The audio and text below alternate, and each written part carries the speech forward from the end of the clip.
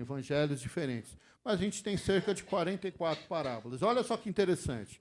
Jesus ensinou sobre o reino de Deus através de parábolas, sobre o serviço cristão, a fidelidade cristã através de parábolas, sobre perdão, sobre graça, amor, compaixão, julgamento final, oração, perseverança, humildade, arrependimento, mordomia, discipulado, vida espiritual, tudo através de parábolas. É como se Jesus quisesse dar um apanhado geral do que é o reino de Deus, a mensagem do Evangelho, a vida cristã, ilustrando através de parábolas. Então, é uma maneira que eu entendo que é uma declaração de amor de Cristo para conosco, fazendo isso de uma maneira que a gente entenda. Então, hoje, meus amados, a gente vai começar com uma parábola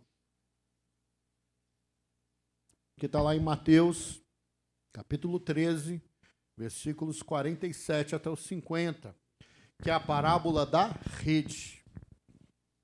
Eu gosto muito dessa parábola. Parábola da rede, Mateus 13, 47 até os 50, e diz assim: o reino dos céus é ainda como uma rede que é lançada ao mar e apanha toda sorte de peixes. Quando está cheia, os pescadores a puxam para a praia. Então se assentam e juntam os peixes bons em um cesto, mas jogam fora os peixes ruins. Assim acontecerá no fim desta era. Os anjos virão e separarão os perversos dos justos e lançarão aqueles na fornalha ardente, onde haverá choro e ranger de dentes. Essa parábola, ela vai falar sobre o reino de Deus e a certeza que nós temos de que nós estamos vivendo um tempo em que estamos todos juntos e misturados. Mas haverá um dia que Deus vai separar os justos dos injustos. Estamos vivendo um tempo em que nós vivemos todos quase que na mesma cesta, no mesmo balaio, usando a linguagem mineira, mas haverá um dia que Deus vai separar aqueles que são verdadeiramente salvos daqueles que apenas estavam dentro do balaio, mas aquele não é o lugar dele. Então, essa parábola de Jesus, ela é muito forte, né? Então, Jesus, como nosso mestre por excelência, ele ensina verdades eternas para a gente de forma simples, do cotidiano ali. E aqui ele está falando de coisas que eram comuns na vida daqueles discípulos que eram da Galileia. A maioria deles eram pescadores. Então, eles sabem que é essa rotina deles mesmo. Então, vai para o mar, lança a rede vai ficando pesada. Quando a rede fica pesada de fato, é porque tem peixe, arrasta para a praia, e quando chega na praia, é que você vai ver se tem peixe bom para vender, se tem peixe bom para comer, se tem peixe que não vale a pena levar para o mercado, porque não vai vender e vai ter que ser descartado. E aí era uma rotina deles ali, e eles conseguem compreender o que Jesus está dizendo, né? Então, o que a gente precisa entender que está no pano de fundo dessa parábola de Jesus? A rede é lançada para pegar todo e qualquer tipo de peixe. A rede é a mensagem do Evangelho. E o Evangelho precisa ser pregado para todos. A extensão do Evangelho, ela abrange todas as pessoas. A rede simboliza essa mensagem. A igreja não tem o direito de selecionar público. A igreja precisa simplesmente pregar. Enquanto o mar simboliza o mundo está ali,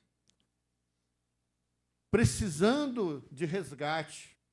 Essa rede é lançada no mundo, e quando ela volta, ela não volta só com aquele determinado tipo de peixe que você quer, ela volta com todo tipo de peixe. Então esse mar simboliza o mundo.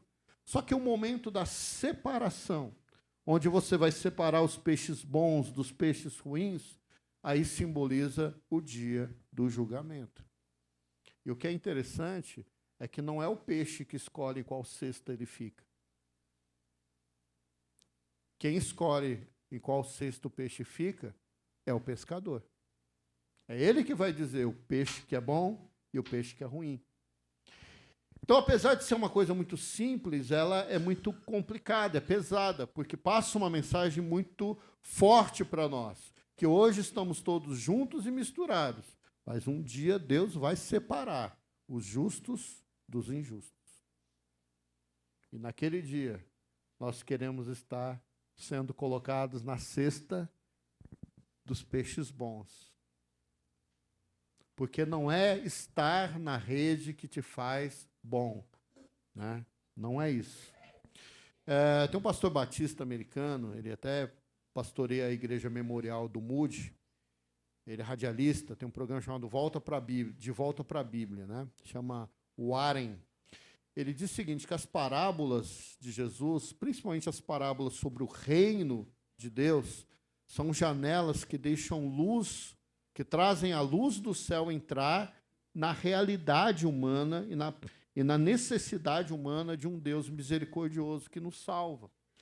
Então, quando a gente olha para essas parábolas, a gente começa a compreender que o mesmo Deus de amor, né, que vem ao nosso resgate, apesar dele ser um Deus de amor, ele ama, mas ele exige alguma coisa. Então, as parábolas do reino, elas vão mostrar isso, né? Que nós temos um compromisso. Nós temos uma realidade que precisa ser encarada. Então, o primeiro ponto, lá no versículo 47, a gente vai ler que o reino dos céus é semelhante a uma rede lançada ao mar, que apanha toda espécie de peixes. Então, a rede é lançada, significa que existe uma chamada universal para que as pessoas se acheguem ao Evangelho. O Evangelho precisa ser pregado para todos. Lembra do ID, né? Ide por todo mundo e pregai o Evangelho a quem? Toda criatura. Toda criatura. Mesmo porque nós não temos a condição de saber quem vai responder positivamente ao Evangelho. A gente não tem essa condição. Isso pertence apenas ao pescador, apenas a Cristo. A gente não sabe, né? A gente lança a rede, mas a gente não sabe o que vai vir nessa rede. Muita gente acha que quando lê o texto, estarão dois andando no mesmo caminho, um será levado, outro será deixado, estarão dois deitados numa mesma cama, um será levado, outro será deixado, estarão dois moendo do trigo, um será levado. A gente acha que isso está falando do mundo, né? É o crente e o mundo. Não, gente, isso aí está falando da rede. De quem caiu na rede. Quem está dentro da rede. Nem todo mundo que está dentro da rede vai ser contado como peixe bom. Ou seja, deixando mais claro ainda, não é todo mundo que frequenta a igreja que é salvo. É por isso que é importante a gente fazer uma autoanálise o tempo todo. O tempo todo. E essa parábola, ela vem para abrir os nossos olhos para essa realidade, né? Então, se a rede representa esse evangelho, o mar representa o mundo, a gente tem que chegar a uma conclusão muito simples aqui. O evangelho é para todos. O evangelho é para todos. A gente tem que pregar para todos, né? Então, assim como a rede é lançada para todas as direções, o evangelho também tem que ser lançado para todas as direções, sem distinção de nenhum tipo. Pastor, eu não acredito que determinada pessoa vai se converter. A gente tem que pregar para todo mundo. Essa semana eu tive uma experiência bem interessante aqui na porta da igreja. Deu 5 horas da tarde, os pedreiros foram embora, eu fui fechando tudo aqui. E aí eu estava fechando o portãozinho aqui de saída, estava passando um vizinho nosso aqui, que mora aqui na frente, no Colina Verde. E eu sempre quis conversar com esse senhor. Né, porque eu olhava para o rosto dele assim, ele lembra uns parentes meus, eu falei, vai que é parente, né? Não, mas é verdade, eu sempre quis. Aí ele estava passando na mesma calçada nossa aqui, aí eu falei, boa tarde, ele, boa tarde, falei, como é o nome do senhor? Aí ele, fulano. Eu falei, rapaz, que bom conhecer o senhor, tal. Ele parou, olhou para mim assim, falou assim, ó, que bom que o senhor me deu boa tarde, porque eu estou muito triste. A minha mãe faleceu faz 2 semanas. Eu estava muito precisando conversar. E aí a gente ficou conversando aqui na porta. Uma pessoa com uma vida... Você passou, né? Você está parecendo a Fifi, passando para um lado, para o outro. Mas o senhor viu. Então eu estava ali conversando com ele, e aí ele falando para mim da angústia dele, do sofrimento dele. E a gente ficou conversando aqui um tempão. E eu precisava levar o Dudu estava comigo, meu filho. Eu precisava levar o Dudu para casa, porque ele ia para o treino, né? Eu falei, vamos caminhando. Eu já tinha ficado uns minutos aqui com ele. Eu falei, vamos caminhando, eu sei que o senhor mora para lá, então a gente vai caminhando. Aí ele foi caminhando comigo, conversando, né, contando a vida dele. E aí, quando chegou na minha esquina, lá na esquina da minha casa, o Dudu desceu para trocar de roupa, eu ainda fiquei conversando com ele, e nisso chega uma vizinha, que mora na minha rua, mais para baixo, assim. Aí ela olhou para mim e falou, pastor, que bom encontrar o senhor a pé. Eu falei, pronto, você está achando que são de carro, né? Que bom encontrar com o senhor aqui na calçada, né? Eu falei, minha irmã, que bom, né? Como é que a senhora está? Não, eu estou bem e tal, mas eu preciso que o senhor ore e, se possível, visite o meu filho. Meu filho está internado com coma induzido por conta de uma overdose de drogas. Eu falei, eu lembro da senhora, a senhora foi na igreja. Eu fui uma vez há 3 anos atrás. Eu falei, mas eu lembro da senhora. Né? E aí fiquei ali conversando com ela. Meus amados, a gente não tem ideia de como está o coração das pessoas. Você vê a pessoa passando, você vê a pessoa andando, você vê a pessoa rindo, você não sabe como essa pessoa está por dentro.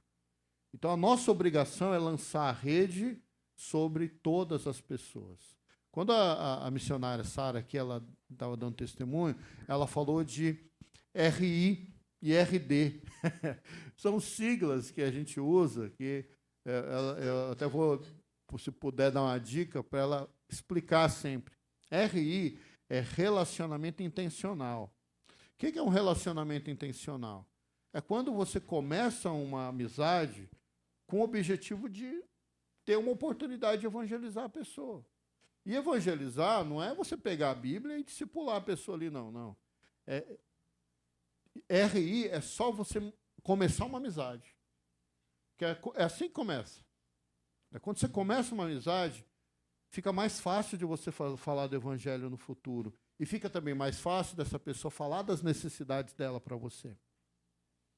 É relacionamento intencional. Tá?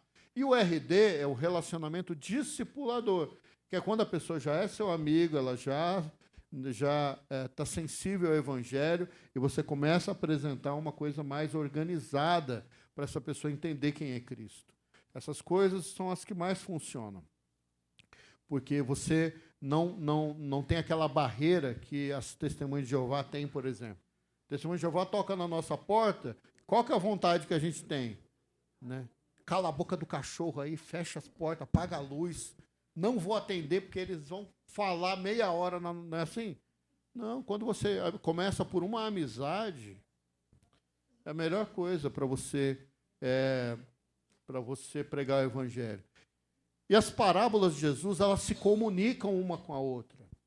Então, se a gente olhar a parábola do semeador, que depois a gente vai ver ela individualmente, que está lá em Mateus capítulo 13, a gente vai entender que a parábola do semeador tem o mesmo princípio. O semeador, ele sai para semear, e a semente é lançada aonde? Só na terra boa? Não, a semente caiu em outras terras, que não foram tão boas assim. Mas ainda assim, caíram. Né? A gente precisa entender que essa lógica, ela nos leva à compreensão. Então, nós somos chamados, lá em Mateus 4:19, nós somos chamados de pescadores de homens. Né? Então, a igreja é essa que leva a palavra, é essa que manda a rede, é essa que cumpre a ordem de Cristo. Né? Então, a gente prega, o resto é com ele, não é com a gente. Né? Então, o nosso papel é lançar a rede, como bons pescadores de homens. mas a separação no tempo certo vai ser feito por Deus. O Spurgeon, né, que é considerado o príncipe dos pregadores, ele fala algo dizendo sobre isso quando ele cita o seguinte, que o evangelho é uma rede que não exclui ninguém, mas transforma aqueles que permanecem fiéis. O evangelho é uma rede que não exclui ninguém, mas transforma a todos, não. Transforma aqueles que permanecem fiéis. Então a gente precisa ter essa ideia. A segunda coisa que a gente vê nessa parábola, que está no versículo 48 e 49, que vai dizer o seguinte, quando a rede está cheia, Mateus 13, 48 e 49, quando a rede está cheia, os pescadores a puxam para a praia, então se assentam, juntam os peixes bons num cesto, mas jogam fora os ruins. Assim acontecerá no fim desta era. Os anjos virão e separarão os perversos dos justos. Aqui Jesus ele revela uma coisa. É inescapável o juízo para o ser humano. O ser humano não tem como escapar do juízo final. Ele é inevitável. É mais ou menos igual o Thanos. Vocês não entenderam, né? Cadê os adolescentes? É inevitável. Né? Não tem como. Não tem jeito. Todos nós vamos nos apresentar diante de Deus nesse dia aí. E aí a gente vai ver Deus separando os verdadeiros dos falsos, os justos dos injustos, os escolhidos daqueles que não foram escolhidos. Então, a parábola, apesar de ser muito simples, e qualquer pescador entendeu o que Jesus está dizendo, Jesus está falando de uma coisa muito forte e muito importante, que é o fato de que haverá um juízo final. As igrejas estão parando de falar disso, mas isso está na Bíblia inteira. Sabe quantas parábolas de Jesus ele fala sobre o juízo? 13. Jesus tem 13 parábolas para falar sobre o juízo final. A realidade do juízo final é tremendo. E isso não é uma coisa para quem está lá fora, isso é para nós também. Porque naquele dia nós seremos julgados. Né? E a gente acha que julgamento é só para condenação. Não, até para você ser justificado, você tem que ser julgado antes. Não é assim? Alguém já compareceu diante do juiz? Para você sair de lá absolvido, antes você tem que ser julgado. O julgamento é para todos. Para quem vai ser absolvido e para quem vai ser condenado. Todos nós vamos comparecer diante do Senhor naquele dia.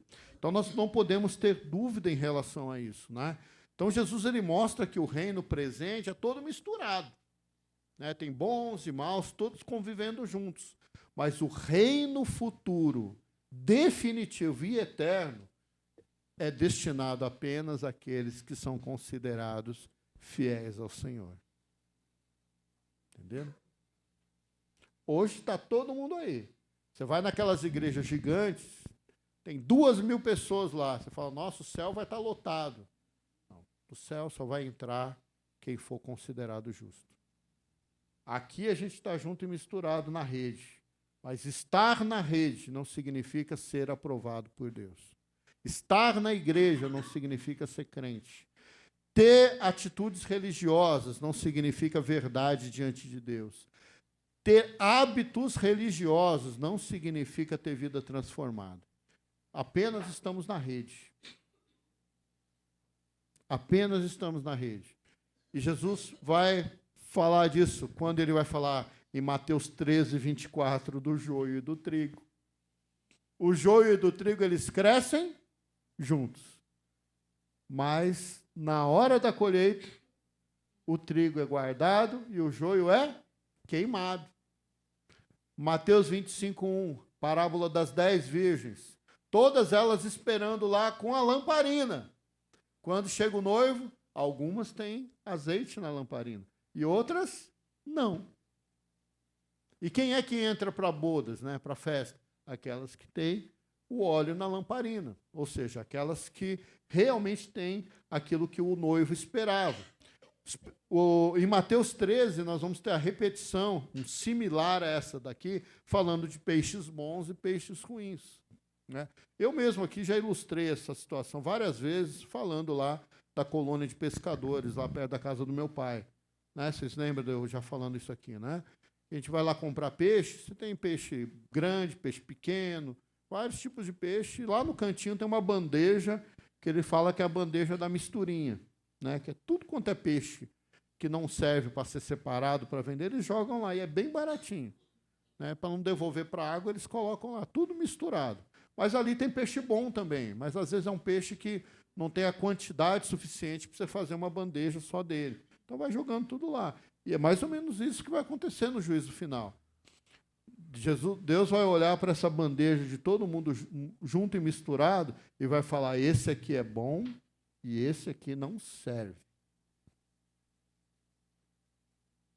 Esse aqui eu quero, esse aqui não serve.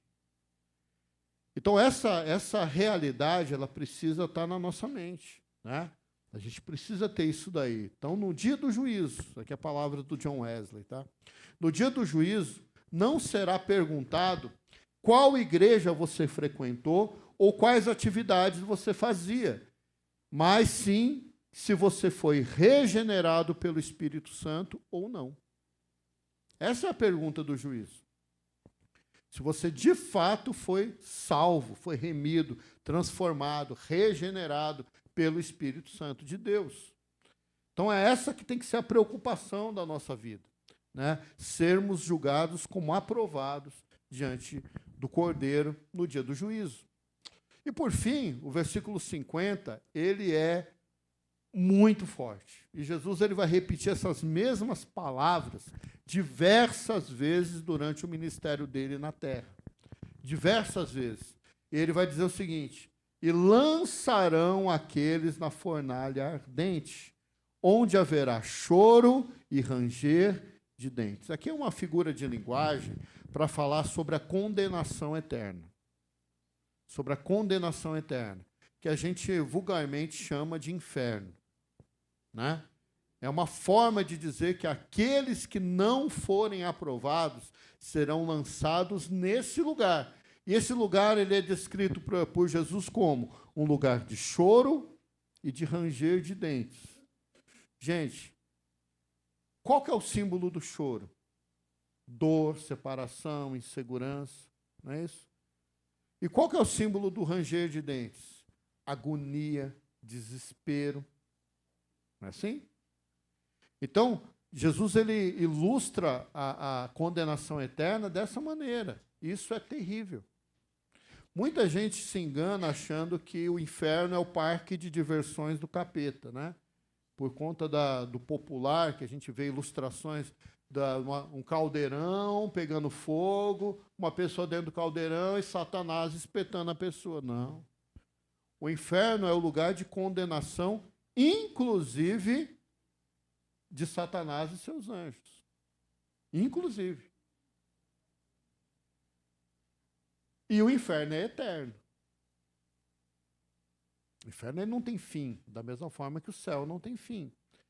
Ah, pastor, mas é muita crueldade isso. Não, gente. Vocês têm que entender que depois dessa existência terrena, nós seremos seres atemporais. Não faz diferença um dia ou 1000 anos, quando você já é espírito. Então eu não tenho dificuldade nenhuma de acreditar na eternidade do céu e na eternidade do inferno. Porque para um espírito, isso já não faz mais diferença. Então acredite, existe a eternidade com Deus e existe a eternidade sem Deus. Então Jesus ele não suaviza essa verdade. Pelo contrário, ele fala que o juízo final ele é real, ele é definitivo e ele mostra a justiça de Deus. E a fornalha de fogo simboliza essa separação com Deus. Né? John MacArthur ele vai dizer o seguinte: a mensagem de Jesus sobre o inferno é o reflexo da sua santidade. O amor de Deus oferece salvação, mas a sua justiça exige julgamento. Então, quando Jesus ele fala da condenação eterna, ele está mostrando que a santidade dele exige uma resposta. E a resposta que nós podemos dar à santidade de Cristo é nos inclinarmos ao chamado de Cristo para a salvação e vivermos de forma com que sejamos contados como salvos. A salvação é processada por Cristo. É o Espírito Santo que nos chama. Mas nós precisamos responder positivamente a isso.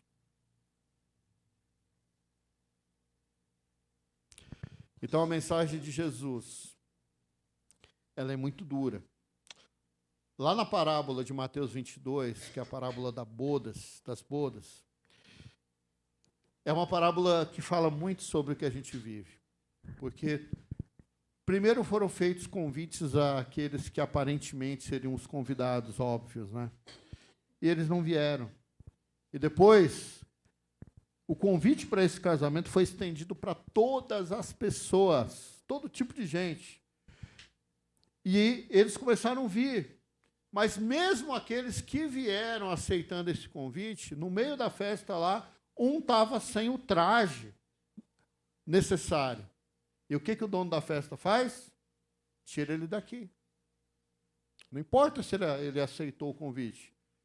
O que importa é se ele está pronto, se ele é contado como salvo, como remido. Né? E a gente vai ter lá a mesma expressão, lançar fora, do lugar de choro. Né? Na parábola dos talentos, né, ela termina dizendo também que o servo inútil, que não honrou os seus talentos, vai ser lançado fora, nesse lugar de trevas. Então, a palavra do Senhor, ela é muito clara sobre o julgamento e a condenação. E a gente precisa estar atento a essas coisas, igreja. Muito atento a isso. Né? O inferno é o destino da rejeição. E o céu é o destino da rendição. Né? Então, aqueles que negam, que rejeitam a Cristo, terão o inferno como destino. E aqueles que se rendem a Cristo terão o céu como local de habitação definitiva. Então, o inferno é a maior prova de que Deus leva a sério a dignidade da decisão humana. Essa frase é do C.S. Lewis. O inferno é a maior prova de que Deus leva a sério a dignidade da decisão humana. E eu quero concluir dizendo o seguinte. Essa parábola, ela nos leva a uma reflexão de que hoje está tudo misturado e a gente não tem como dizer quem é quem. Quando a gente vai fazer um velório, por exemplo, é muito triste quando a pessoa está chorando e ela vira para a gente e fala assim, pastor, fala para mim que ele foi salvo. Gente, não é raro acontecer não, tá? Quase todo velório. Pastor, fala para mim que ele foi salvo. Eu tenho condição de dizer que a pessoa foi salva? Pode ter sido meu diácono. Eu tenho condição de dizer? Não, eu posso até dizer que eu via nele frutos de salvação. Isso eu posso. Mas eu afirmar que essa pessoa foi salva? Não. Hoje estamos todos misturados. Mas no dia do juízo, e esse dia chegará, Deus puxará a rede para a praia e vai fazer a separação. E aí não basta estar dentro da rede. Tem que ter sido transformado pela graça de Deus. Então, não brinque com isso. Não adianta ter aparência de crente e não viver como crente. Você tem que ser crente de verdade. Lançar fora da tua vida tudo que não pertence ao Senhor. Né? Eu quero terminar aqui com uma frase do Billy Graham. O Evangelho não nos chama apenas para entrar na rede, mas para sermos feitos novos peixes, úteis para o reino de Deus. Então essa é a palavra que eu tenho para a igreja nessa noite. Então, meus amados, vocês percebem isso? Jesus, com todo carinho, chega para os pescadores e dizem assim, deixa eu contar uma historinha para vocês. Vocês vão para o mar e vocês jogam a rede. E os peixes começam a se prender nessa rede. E quando está pesado, vocês trazem para a praia. E os pescadores fazendo assim, ó. Estão me entendendo, Senhor? Estão me entendendo? E vocês trazem para a praia e começam a separar peixe bom dos peixes ruins. E eles assim, ó, Estou entendendo. Aí Jesus termina dizendo, vai ser assim no juízo final. O pescador, e não o peixe, o pescador vai separar o peixe bom do peixe ruim. Então, para que a gente tenha essa consciência, a gente precisa saber que a vida cristã é um negócio muito sério. Muito sério. A gente precisa compreender isso, né? Que nós estamos nesse momento. Enquanto estamos aqui, nós precisamos entender que a mensagem do Evangelho ela está disponível para a gente. Mas vai chegar uma hora que Jesus não vai ser mais o nosso advogado. Ele vai vir como juiz para separar, para julgar e para definir quais são aqueles que ficarão com ele na eternidade. Amém? Se você tem dúvidas sobre essa questão de salvação, eu estou sempre à disposição para a gente conversar, tá? É muito importante, essa é a maior certeza que você precisa ter na sua vida. Vamos orar? Santo Deus, muito obrigado, Pai. Toda honra, glória, louvor, adoração seja dada a Ti. Muito obrigado porque, de uma maneira muito simples, o Senhor fala de coisas muito importantes. Ó Deus, que o Senhor nos ajude, Pai, a sermos contados como aqueles peixes que serão separados como peixes bons. Transforma a nossa vida, resgata-nos da nossa realidade pecaminosa. Tira, Senhor, da situação de morte eterna e nos coloca na condição de vida eterna. Ó Pai querido, que o Senhor faça com